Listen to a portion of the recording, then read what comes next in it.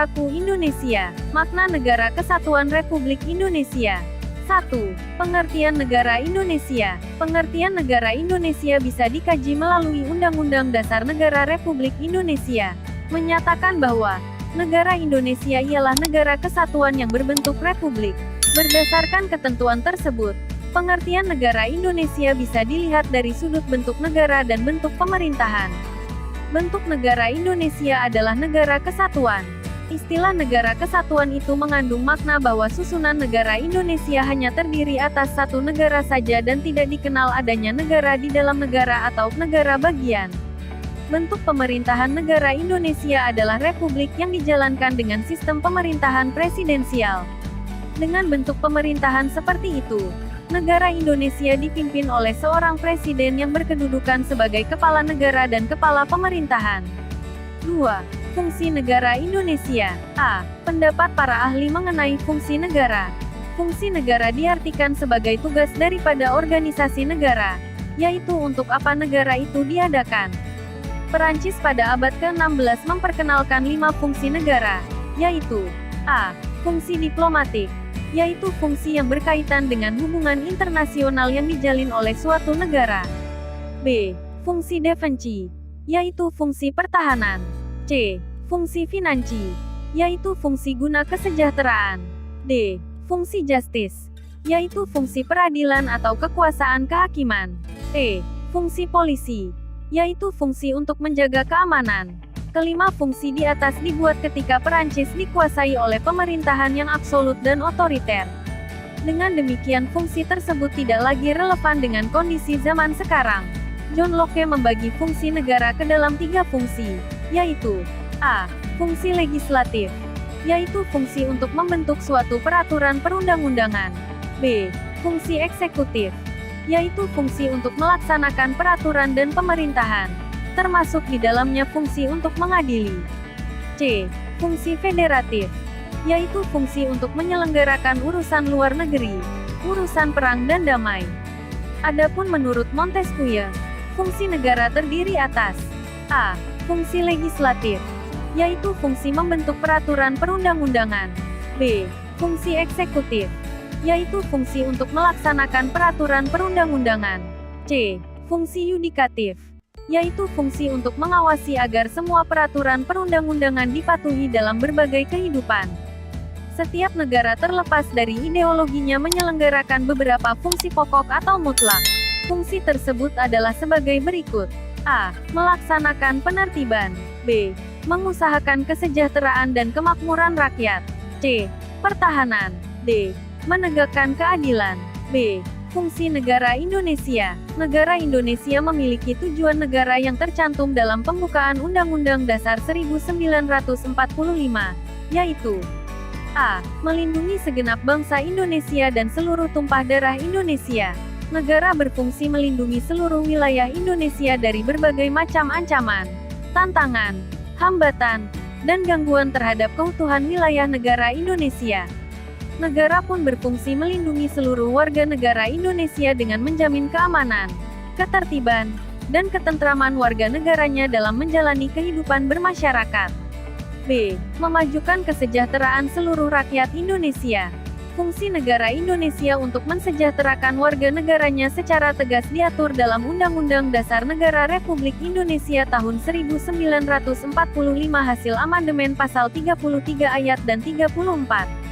C. Mencerdaskan seluruh kehidupan rakyat Indonesia.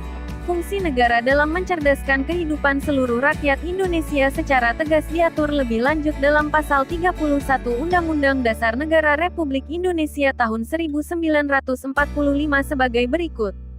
1. Setiap warga negara berhak mendapat pendidikan. 2. Setiap warga negara wajib mengikuti pendidikan dasar dan pemerintah wajib membiayainya. 3. Pemerintah mengusahakan dan menyelenggarakan satu sistem pendidikan nasional yang meningkatkan keimanan dan ketakwaan serta akhlak mulia dalam rangka mencerdaskan kehidupan bangsa, yang diatur dengan undang-undang. 4. Negara memprioritaskan anggaran pendidikan sekurang-kurangnya 20% dari APBN.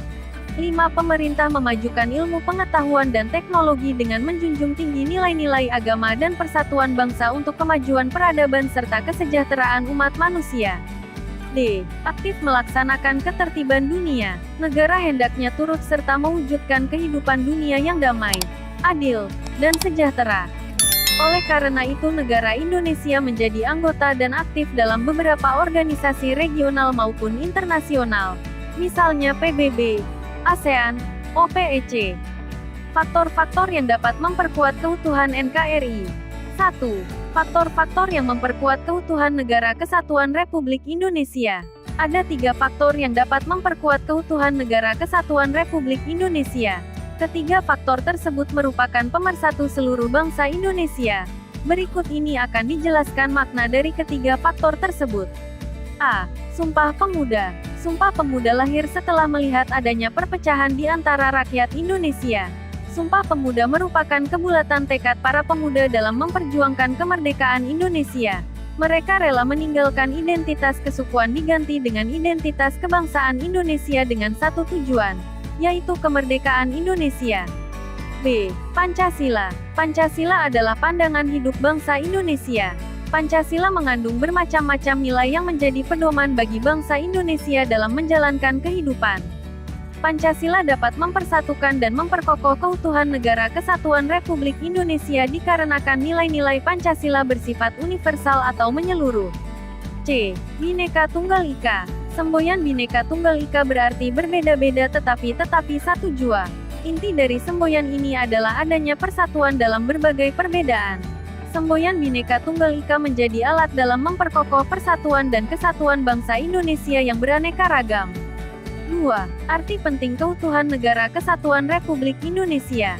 Pada saat ini dunia tengah memasuki suatu era yang disebut era globalisasi.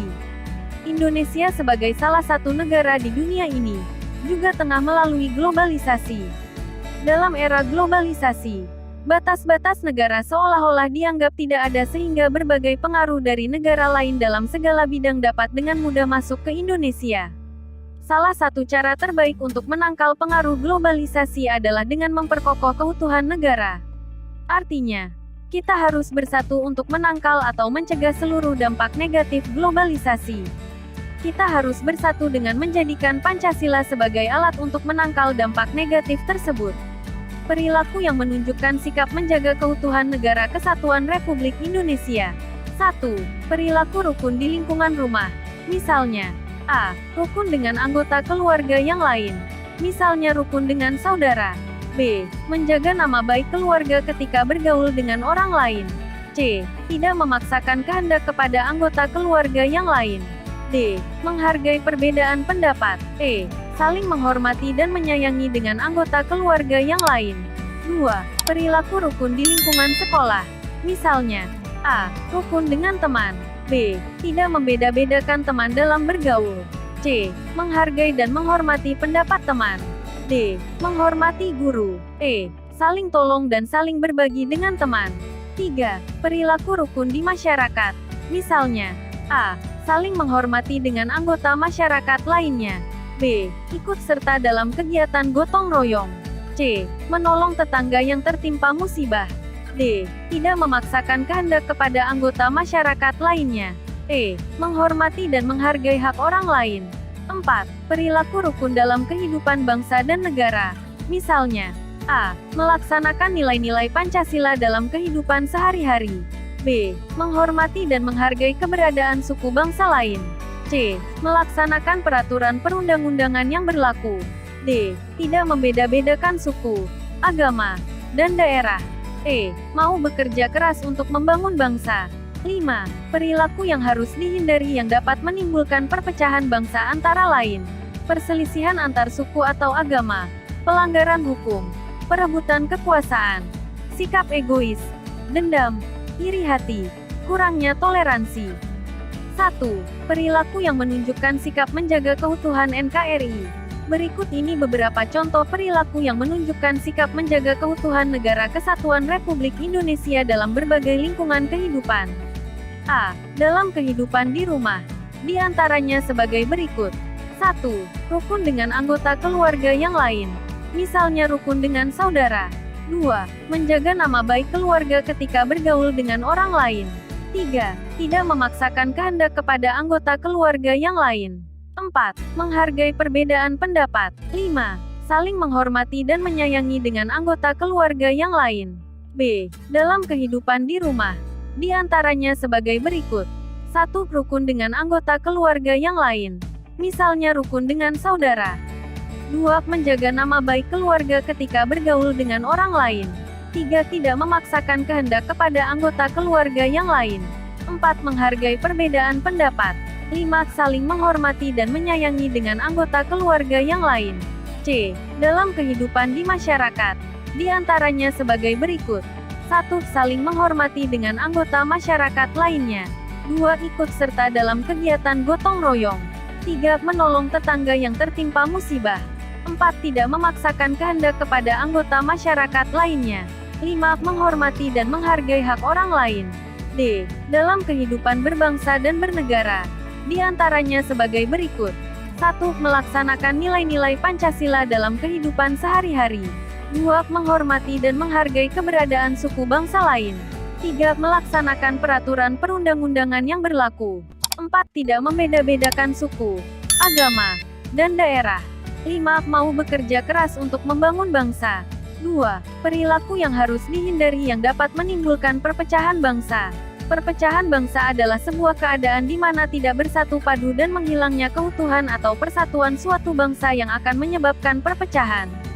Berikut kegiatan yang dapat menimbulkan perpecahan dan hilangnya rasa persatuan dan kesatuan adalah: A. Perselisihan antar suku bangsa atau agama. B. Pelanggaran hukum. C. Perebutan kekuasaan. D. Tindakan sewenang-wenang. E. Rasa dendam dan iri hati. F. Pergaulan bebas. G. Kurangnya toleransi. H. Mementingkan diri sendiri. Aku bangga menjadi anak Indonesia. Rasa bangga harus diwujudkan dalam sikap dan perilaku kita sehari-hari.